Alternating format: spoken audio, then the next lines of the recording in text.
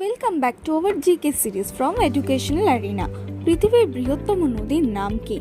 আমরা সকলেই জানি আমাজন হচ্ছে পৃথিবীর বৃহত্তম নদী। ভারতের প্রথম ভাইসরয় কে ছিলেন? অ্যান্সারটা হচ্ছে লর্ড ক্যানিং ভারতের প্রথম ভাইসরয় ছিলেন। থার্ড কোশ্চেন, কাদম্বরী কে রচনা করেন? তোমরা জানো অনেকেই, বাণভট্ট রচিত কাদম্বরী। নেক্সট কোশ্চেন, ফতেহপুর সিক্রি কে প্রতিষ্ঠা করেছিলেন? ফতেহপুর সিক্রি সম্রাট আকবর প্রতিষ্ঠা করেছিলেন। ভারতের সাংস্কৃতিক শহর কাকে বলা হয়? কলকাতাকে ভারতের সংস্কৃতির শহর বলা হয়।